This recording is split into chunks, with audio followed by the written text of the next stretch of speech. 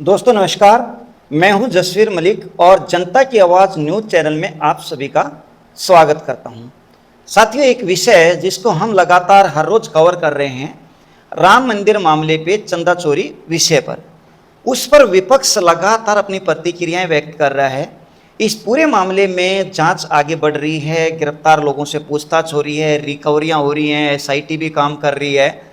लेकिन 2027 में उत्तर प्रदेश का विधानसभा चुनाव है, इस करके जो राजनीतिक पारा है वो इस विषय पे हर रोज चढ़ता जा रहा है और जो है प्रेस कॉन्फ्रेंसिंग के द्वारा जुबानी जंग भी लगातार बढ़ती जा रही है।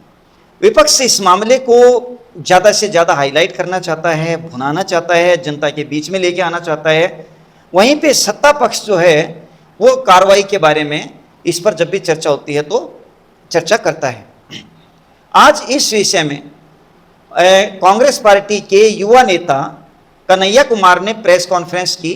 एक बार देखिए कन्हैया कुमार जी प्रेस कॉन्फ्रेंस में चंदा चोरी विषय पर क्या कह रहे हैं। जैसा कि आप लोगों को मालूम है, भारतीय राष्ट्रीय कांग्रेस पूरे देश में एक बहुत ही गंभीर विषय पे प्रेस वार्ता कर रही है और इस विषय से आप लोग भली भांति वाकिफ़ हैं। विषय ये है कि धर्म के लिहाज से भी और कानून के लिहाज से भी भगवान प्रभु श्री राम के मंदिर में जो चढ़ावे की चोरी हुई है, ये महापाप है और बहुत ही जघन्य अपराध है। और इसमें नेता प्रतिपक्ष ने साफ साफ कहा है कि हम धर्म पर कोई राजनीति नहीं करेंगे। हम प्रभु श्री राम आस्था के विषय हैं, लोगों की भावना जुड़ी हुई है, इस पर कोई राजनीति नहीं करेंगे। लेकिन मामला करोड़ों लोगों की आस्था की चोरी का है और करोड़ों लोगों के द्वारा दिए गए लाखों करोड़ों रुपए का है। और सबसे दुखद बात यह है कि इस पूरे मामले में जब आप आरएसएस और बीजेपी के समर्थकों के, उनके नेताओं के बयान सुनेंगे, ऐसा लगता है कि उसको सुन करके शर्म भी सरयू में डूब मरे। उनके जो बयान हैं उसके निष्कर्ष बहुत ही शर्मनाक और चिंताजनक है। वो कह रहे हैं कि राम को लाए हैं इसलिए वही चढ़ावा चढ़ाएंगे। कह रहे हैं दान दे करके लोगों को भूल जाना चाहिए, चाहे दान की चोरी ही क्यों ना हो रही। वो कह रहे हैं कि इस पर और किसी को भी बोलने का कोई अधिकार नहीं है, विपक्ष को इस पर कोई सवाल नहीं खड़ा करना चाहिए। विपक्ष सिर्फ और सिर्फ इस देश के लाखों करोड़ों राम जी को जो मानने वाले लोग हैं, उनके मन में जो चिंता है, उस चिंता को हम लोग जाहिर कर रहे हैं। और ये कौन सा तर्क होता है, राम को लाए हैं, राम तो त्रेता युग में आ गए थे। ये झूठे नेता के युग में जो धर्म की राजनीति करते हैं, उनसे साफ साफ कुछ प्रश्न पूछा जाना चाहिए। और ये पहली बार नहीं हुआ है। गांधी जी की हत्या के बाद आरएसएस नाथूराम से पल्ला झाड़ लिया और अभी जब प्रभु श्री राम के चढ़ावे की चोरी हुई है तो चंपत राय से पल्ला झाड़ रहे हैं।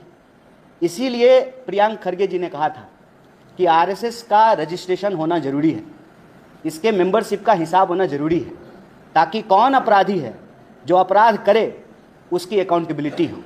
लेकिन अकाउंटेबिलिटी की हम जो ही बात करेंगे, हम एक अजीब दौर में जी रहे हैं। प्रधानमंत्री पब्लिसिटी 100% करते रहे और अकाउंटेबिलिटी 0 है। आप सब ने देखा होगा, आपके चैनल के कैमरे भी वहाँ लगे हुए थे। जब भूमि पूजन हो रहा था, उद्घाटन हो रहा था, पूरी दुनिया की मीडिया को ला करके प्रचार कर रहे थे। लेकिन आज जब चोरी हो गई है तो प्रधानमंत्री चुप्पी साध लिए हैं। गांधी कहते हैं कि शरीर की ताकत से किसी इंसान की ताकत नहीं होती है, अदम्य इच्छा शक्ति से होता है। प्रधानमंत्री 56 इंच का अपना सीना बता रहे थे, लेकिन 2.5 इंच की जीभ जो है उनकी हिलती नहीं है। जब भी इस देश में कोई मामला हो, चाहे पेट्रोल में एथनॉल मिलाने की बात हो या विद्यार्थियों की पेपर चोरी का मामला हो, कोई ऐसा राज्य नहीं है, महाराष्ट्र में भी पेपर लीक हुआ है, या मंदिर में चढ़ावे की चोरी हो, प्रधानमंत्री चुप्पी साध लेते हैं, एक शब्द नहीं बोलते हैं। सवाल ये है कि भगवान प्रभु श्री राम की मंदिर में चोरी हुई है, चढ़ावे की चोरी हुई है, और सरकार क्या कर रही है?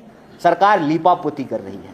और लीपापोती का उदाहरण देखिए, एक मीडिया रिपोर्ट के मुताबिक जो एसआईटी बनाई गई है उसके जो ऑफिसर हैं उनके ऊपर ही 420 का मामला चल रहा है, उनके ऊपर फॉर्जरी का केस है।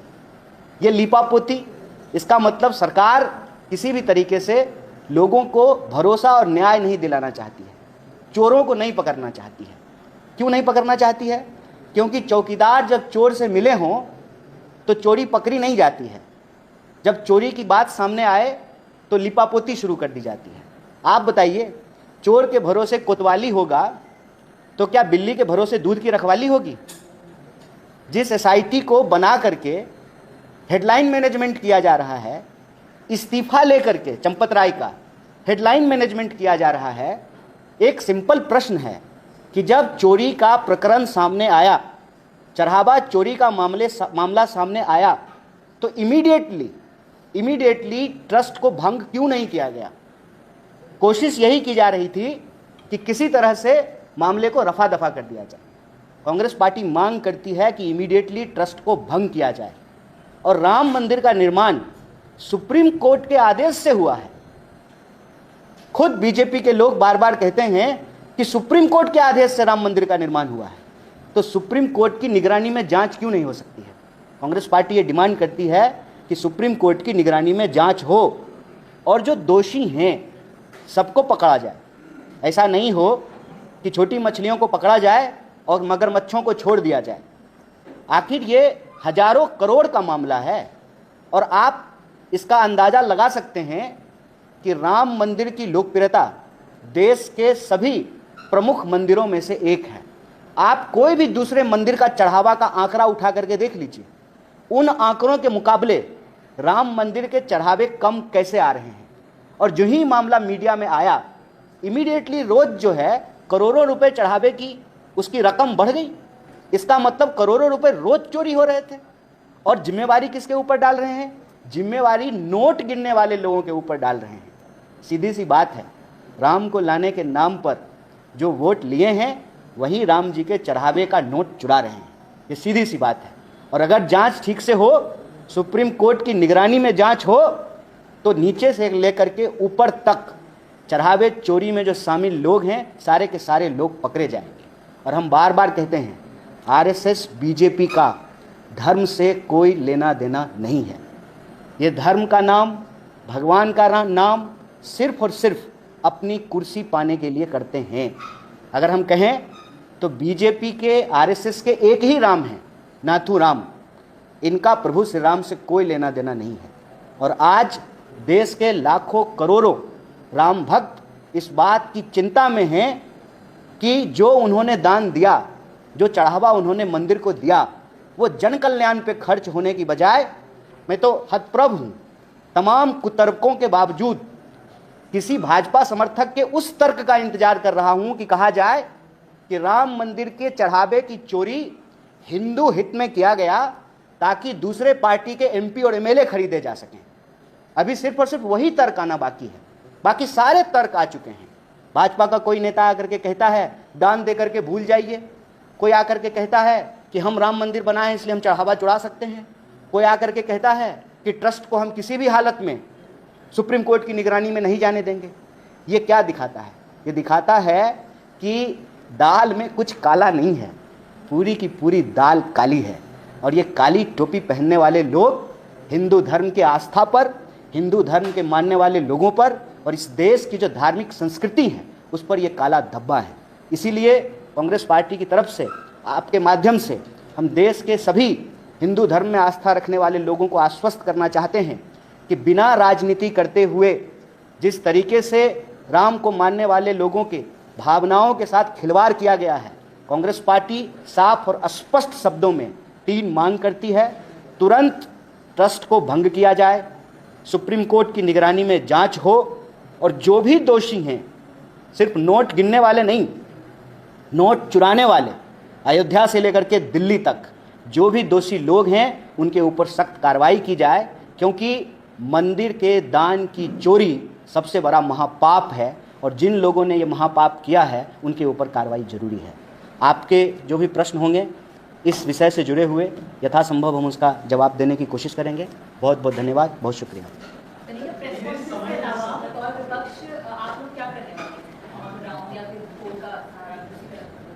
देखिए, हम लोग कोर्ट से गुहार लगा रहे हैं।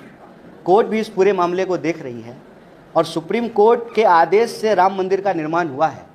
तो मैं उम्मीद करता हूं कि ये ऑनरेबल कोर्ट की भी नैतिक जिम्मेवारी है कि इस मामले में वो इंटरवीन करे, जैसे वो दूसरे जनहित के मामलों में इंटरवीन करते हैं, उनको इस मामले में इंटरवीन करना चाहिए। जहां तक राजनीतिक कार्यक्रमों की बात है, हमने आपको स्पष्ट कर दिया।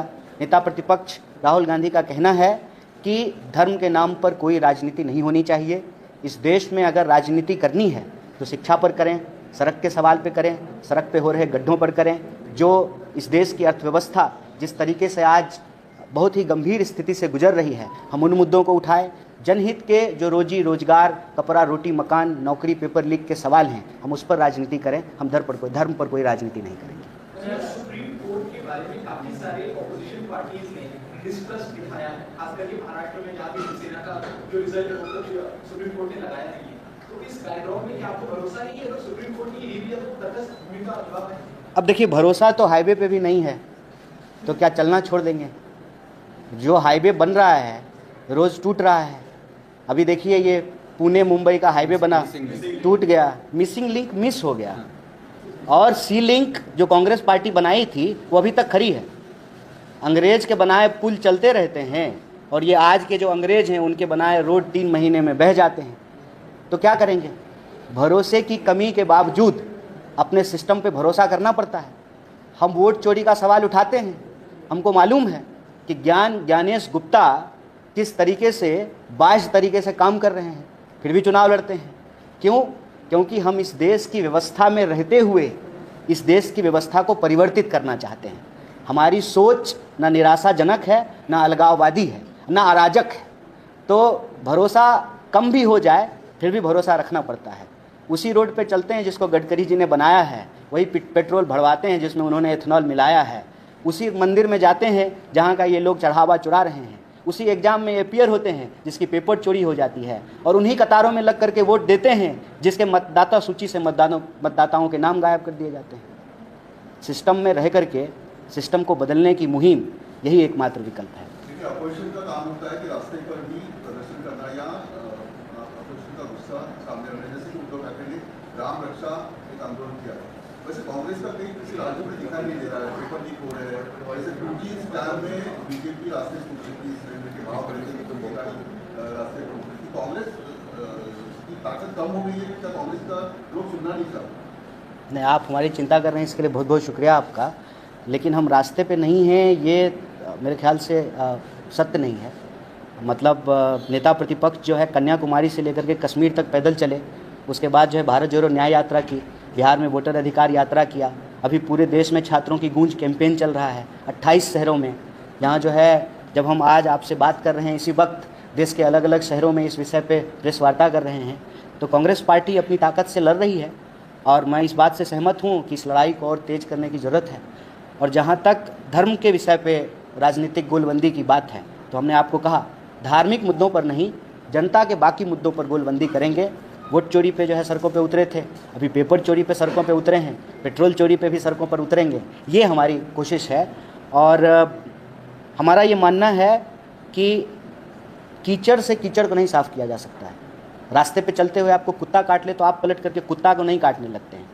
बीजेपी आरएसएस ने धर्म का जिस तरीके से राजनीतिक इस्तेमाल किया है, उसके विरोध में हम उसी तरीके से धर्म का राजनीतिक इस्तेमाल नहीं करना चाहते। इसीलिए हमारी राय बिल्कुल स्पष्ट है। राम को मानने वाले लोग एक तरफ होते हैं और नाथूराम को मानने वाले लोग एक तरफ होते हैं।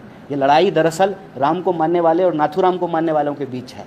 तो नाथूराम की जो राजनीति है, हिंसा की, नफरत की, धर्म के राजनीतिक इस्तेमाल की, इस ट्रैप में हमको किसी तरीके से नहीं फंसना है। और इस देश के विद्यार्थियों के, किसानों के, महिलाओं के, आदिवासियों के, दलितों के, पिछड़ों, अति पिछड़ों, middle class, small scale, medium scale industries के जो सवाल हैं, उस पर हम प्रमुखता से जन आंदोलन कर रहे हैं और आगे भी इसको तेज करेंगे। आंदोलन करते हैं, राम रक्षा जब बोलते हैं अपने कार्यकर्ताओं के साथ, तब एकनाथ शिंदे जी कहते हैं कि भगवान ने उनको, श्री राम भगवान ने उनको सजा दी है, शिक्षा दी है और इसीलिए उनको अभी राम रक्षा याद आ रहा है। देखिए, अव्वल तो जो है ना, मुझे ऐसे लोगों पे कोई बयान देने की ज़रूरत नहीं है जिनका अपना कुछ है ही नहीं। एकनाथ शिंदे का क्या है? अमित शाह अभी फ़ोन करेगा, कहेगा एक टांग पे खड़ा हो जाओ, एक टांग पे खड़ा हो जाएंगे, फिर कहेगा कि सर के बल खड़ा हो जाए तो सर के बल खड़े हो जाएंगे। इस आदमी की कोई राजनीतिक वजूद है, कोई स्वाभिमान है? इस आदमी को थोड़ा सा भी शर्म है? इस देश में गौरवशाली मराठा इतिहास है, उसकी राजनीति से निकला हुआ व्यक्ति आज अमित शाह के चरणों में सरेंडर है, और जिसके सामने सरेंडर है वो ट्रंप के सामने सरेंडर है। ऐसे लोगों पे कोई बयान देने की ज़रूरत नहीं है। महाराष्ट्र का बच्चा बच्चा इनकी राजनीति से वाकिफ़ है। चंदा लो, धंधा दो, इस पूरे मॉडल पे जो है इनका काम चल रहा है।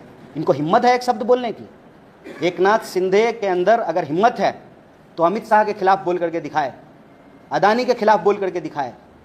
इसी मुंबई शहर में आप जिस तरफ नज़र उठाएंगे उस तरफ अदानी का बैनर लगा हुआ है हिम्मत? बोलेंगे एकनाथ शिंदे? ऐसे लोगों पे कोई बयान देने की ज़रूरत नहीं है। और जहाँ तक दूसरे घटक दल क्या कर रहे हैं, ये उनकी राजनीतिक स्वतंत्रता है। हम एक मिनिमम प्रोग्राम में साथ आते हैं, और मिनिमम प्रोग्राम ये है कि देश को नफरत की राजनीति से बचाना है, और यह जो लूटवादी राजनीति है उससे बचाना है। हम मिनिमम प्रोग्राम के तहत साथ आते हैं। इसका ये मतलब नहीं है कि कांग्रेस पार्टी डिक्टेट करेगी कि उसके घटक दल क्या करेंगे। घटक दल स्वतंत्र हैं अपनी राजनीति करने के लिए, वो अपनी स्वतंत्र राजनीति कर रहे हैं, उस पर हमको कोई टीका टिप्पणी नहीं करनी है। शरद पवार एकनाथ शिंदे से मिलते हैं, जब एकनाथ शिंदे तीसरी बार शिवसेना छोड़ते हैं, उसके बावजूद भी शरद पवार जो है जब विधान भवन में 30 साल के बाद जाते हैं और एकनाथ शिंदे से मिलते हैं, इस पर संजय राउत ने भी जो है नाराजगी जताई। नहीं, देखिए क्या है ना कि आज इस देश की राजनीति क्रिस्टल क्लियर हो चुकी है, बिल्कुल साफ हो चुका है। सरेंडर करने वाले लोग एक तरफ हैं, लड़ने वाले लोग एक तरफ हैं। जिनको लड़ना है इस देश को बचाने के लिए, इस देश के किसानों, विद्यार्थियों, मजदूरों, महिलाओं, आदिवासियों, पिछड़ों, अति पिछड़ों, जिनको इस देश की पहचान से प्रेम है, जो इस देश के स्वाभिमान को बचा करके रखना चाहते हैं, जो एक अकाउंटेबल गवर्नमेंट चाहते हैं, जो चाहते हैं India as a nation state वो किसी के सामने सरेंडर नहीं करे, किसी भी विदेशी शक्ति के सामने सरेंडर नहीं करे, वो एक तरफ है, वो सड़कों पे हैं, वो रास्तों पे हैं, वो संघर्ष कर रहे हैं। बाकी राजनीति में हर कोई स्वतंत्र है, कौन किससे मिल रहा है, कौन किसके साथ जुड़ रहा है, ये उनकी राजनीतिक स्वतंत्रता है। लेकिन देश आज इस बात को देख रहा है कि चाहे मामला धर्म का हो, शिक्षा का हो, विकास का हो, पेट्रोल का हो, किसी भी जनता से जुड़े हुए विषय को आप उठा करके देख लीजिए, यह सरकार हर मोर्चे पर फेल है, और इसके खिलाफ कांग्रेस पार्टी एक निर्णायक मुकम्मल लड़ाई की ओर अग्रसर है। जो भी साथी हमारे साथ इस लड़ाई में साथ चलना चाहते हैं उनका तहे दिल से स्वागत है, और जो साथी इस लड़ाई में नहीं चल पा रहे हैं उनका तहे दिल से बहुत बहुत शुक्रिया है।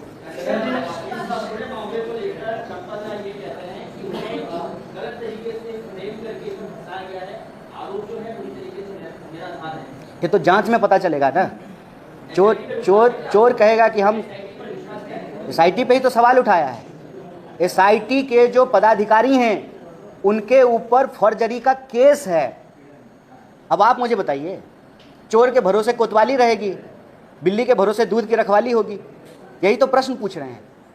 एसआईटी के जो पदाधिकारी हैं, चीफ हैं, मैं ऑन रिकॉर्ड बोल रहा हूं, उनके ऊपर फर्जरी का केस चल रहा है।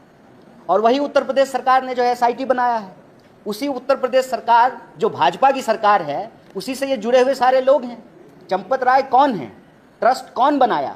और आप राम मंदिर का इतिहास उठा करके देख लीजिए, जिन धर्माचार्यों ने आरएसएस और विश्व हिंदू परिषद के दखल का विरोध किया, उनको एक एक करके इस प्रोसेस से बाहर कर दिया गया, उनको निकाल बाहर किया गया। इसका मतलब ये लोग अपनी राजनीति के लिए हमारे धार्मिक पहचान पे, हमारी आस्था पे, हमारी धर्म और संस्कृति पे कब्जा जमा रहे हैं। और चोर जो है वही निगरानी करेगा, चोर ही जो है उसी के भरोसे चौकीदारी रहेगी। बीजेपी की सरकार है यूपी में, यूपी सरकार ने ही एसआईटी बनाई है, और उस एसआईटी के पदाधिकारी के ऊपर फर्जरी का मामला चल रहा है। तब आप कह रहे हैं कि हम एसआईटी पे भरोसा दिखाएं? इसीलिए हम कहते हैं कि जिस सुप्रीम कोर्ट के आदेश से राम मंदिर का निर्माण हुआ है, उसी सुप्रीम कोर्ट की निगरानी में जांच होनी चाहिए। सीधी सी बात है। बॉलीवुड का एक तबका जो है वो इसका विरोध कर रहा है, कह रहा है कि ये गलत हुआ, चोरी डकैती से भी ये ऊपर है राम मंदिर में जो चोरी हुई। लेकिन एक तबका जो है वो कह रहा है कि इसको धर्म से नहीं जोड़ना चाहिए, इंसान में खामी होती है, ना कि धर्म या मंदिर में। नहीं, बड़ी अच्छी बात है, सुनने में कितना अच्छा लगता है। लेकिन जो लोग ये सरकार के पक्ष में तर्क दे रहे हैं, हो सकता है उनको ईडी से डर लग रहा हो।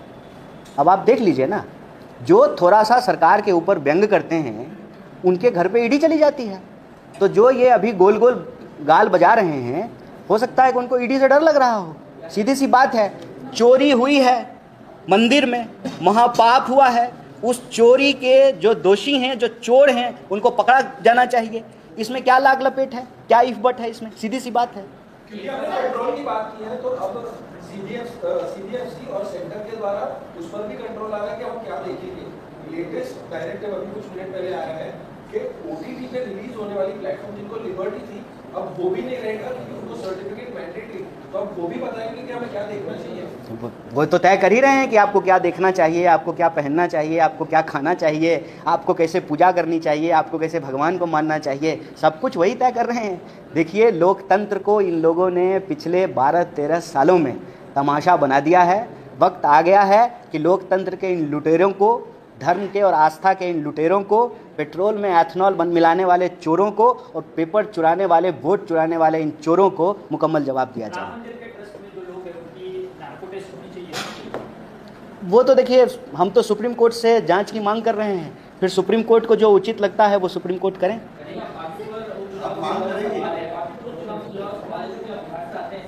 अच्छा, बांकीपुर की बात पटना में करेंगे, आज जो है चढ़ावा चोरी की बात करते हैं।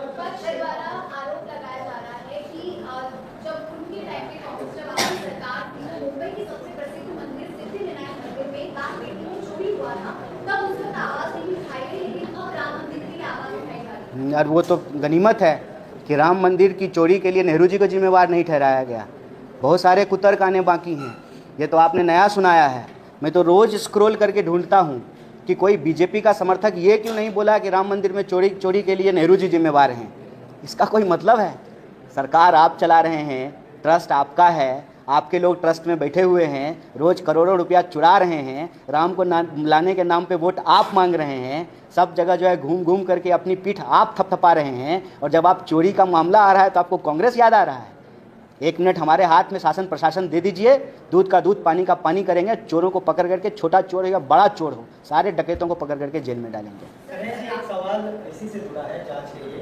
उद्धव ठाकरे जी जो है अपनी मुहिम चला रहे हैं कि जो चोरी हुई है उसके खिलाफ कार्रवाई हो, सड़कों पर उतर रहे हैं, यज्ञ कर रहे हैं, आरती कर रहे हैं। इंडिया गठबंधन का जो पैनल बना था उसका वो भी पार्ट थे, कांग्रेस के बड़े मुद्दों को लेकर के उनके साथ सड़कों पर उतरा गए। तो क्या कांग्रेस की रूपरेखा उनके सहयोग में होगी? इंडिया गठबंधन को साथ में लाने की कोशिश किया जाएगा इस अहम मुद्दे पर? देखिए, इंडिया गठबंधन एक लार्जर पॉलिटिकल इशूज़ पे बना है। वो इशूज आज है। आपको लगता है प्रश्न नहीं है? अच्छा, प्रश्न पूछ लीजिए, मुझे जवाब दे लेने दीजिए।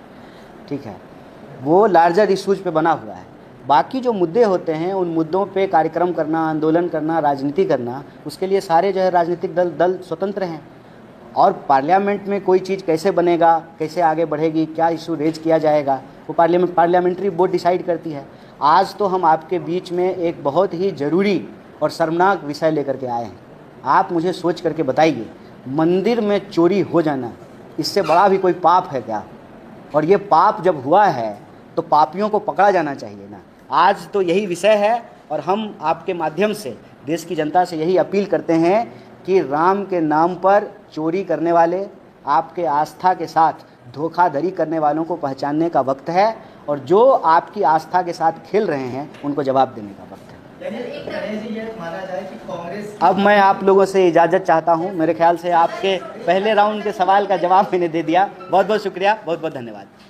ये आपने सुना प्रेस कॉन्फ्रेंस को जो कांग्रेस के युवा नेता कन्हैया कुमार द्वारा आज आयोजित की गई। इसमें कन्हैया कुमार ने विभिन्न पहलुओं पर सरकार को घेरते हुए भारतीय जनता पार्टी को हाईलाइट करते हुए कई मौकों पर आपने सुना होगा कि उन्होंने एक ट्रस्ट के अलावा भारतीय जनता पार्टी की तरफ भी आने का प्रयास किया है। साथियों, सत्ता पक्ष जो है वो इस मामले में कार्रवाई की बात करता है, विपक्ष इसको बार बार उठाने का प्रयास कर रहा है, और इस मामले पे लगातार कांग्रेस की तरफ से, कुछ विपक्षी और दलों की तरफ से प्रेस कॉन्फ्रेंसेज की जा रही हैं। वहीं पे योगी आदित्यनाथ जो हैं मुख्यमंत्री उत्तर प्रदेश के, वो लगातार स्टेज से प्रेस कॉन्फ्रेंसेज का या जो भी एक इशूज हैं उनका जवाब दे रहे हैं। दरअसल इस मामले पे विपक्ष और सत्ता पक्ष की हम बात करें, जो हमने कल भी चर्चा की थी, विपक्ष घेरने के चक्कर में है, लेकिन सत्ता पक्ष पे अभी तक ये मामला चपक नहीं पाया है। और भारतीय जनता पार्टी हिंदुत्व की पिच के ऊपर जब आती है तो कहीं ना कहीं विपक्ष इसमें पीछे रहता हुआ नजर आता है। देखते हैं जैसे जैसे अभी राजनीतिक जो पार्टियां हैं, इलेक्शन नज़दीक आएगा तो इस विषय पे और जो है जोर शोर से आवाज़ उठाएंगे और जोर शोर से जो है इस पे जुबानी जंग देखने को मिलेगी, तर्क वितर्क देखने को मिलेंगे, नेताओं की तीखी प्रतिक्रियाएं देखने को मिलेंगी। उम्मीद करता हूं कि ये जो मामला है, इस तरीके का मामला वैसे राजनीति से नहीं होना चाहिए और इसको जो है एक श्री राम मंदिर तक ही रहना चाहिए, लेकिन ऐसा होता नहीं है।